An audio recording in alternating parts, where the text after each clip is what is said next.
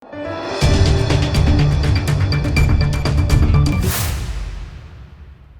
દર્શક મિત્રો, આપ જોઈ રહ્યા છો લોકમૈત્રી ન્યૂઝ. હું છું એન્કર અર્પિતા પટેલ. હવે જોઈએ અગત્યના સમાચાર. Surat federation of Surat textile traders association FOSTA સહિતની વિવિધ વેપારી અને સામાજિક સંસ્થાઓએ શિવશક્તિ માર્કેટમાં લાગેલી ભીષણ આગથી તબાહ થયેલા વેપારીઓની મદદ માટે પ્રયાસો શરૂ કર્યા. Surat federation of Surat textile traders association FOSTA સહિતની વિવિધ વેપારી અને સામાજિક સંસ્થાઓએ શિવશક્તિ માર્કેટમાં લાગેલી ભીષણ આગથી તબાહ થયેલા વેપારીઓની મદદ માટે પ્રયાસો શરૂ કર્યા છે. આ ક્રમમાં ફોસ્ટાએ શિવશક્તિ માર્કેટના વેપારીઓ માટે રાહત ફંડ શરૂ કરવાનો નિર્ણય લીધો છે. આ અંગે માહિતી આપતા ફોસ્ટાના પ્રમુખ કૈલાસ હકીમે જણાવ્યું હતું કે માર્કેટમાં 834 દુકાનો છે. વેપારીઓને કેટલું નુકસાન થયું તે અંગે કોઈ નક્કર આંકડો આપી શકાયો નથી. વેપારીઓ તેમની દુકાનો તપાસશે ત્યારે જ ખબર પડશે.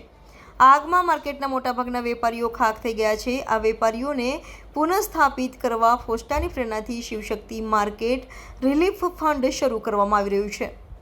આ ફંડની દેખરેખ માટે 11 વેપારીઓની કમિટી બનાવવામાં આવી રહી છે. આ સમિતિમાં 4 વેપારીઓ માત્ર શિવશક્તિ માર્કેટના જ હશે, બાકીના 7 અન્ય વેપારીઓ હશે.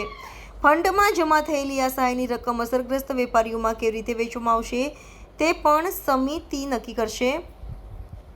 તેવી જ રીતે આટ્યા ટેક્સટાઇલ એસોસિએશન સુરત કાસ દ્વારા પણ શિવશક્તિ માર્કેટના અસરગ્રસ્ત વેપારીઓ માટે ફંડ શરૂ કરવામાં આવ્યું છે. આ ફંડમાં કોઈ પણ વ્યક્તિ પોતાની સહાયની રકમનો ચેક આપી શકે છે.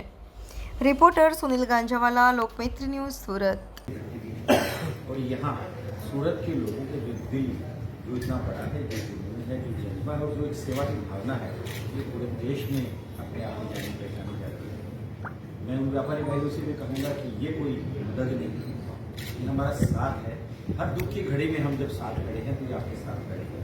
हमने सबने सोचा और हमारे पास रेगुलर 3 दिन से લોકમૈત્રી ન્યૂઝ સાથે જોડાયેલા રહેવા અમારા યુટ્યુબ ચેનલને સબસ્ક્રાઇબ કરી ફેસબુક અને ઇન્સ્ટાગ્રામ પેજને લાઇક અને શેર કરો.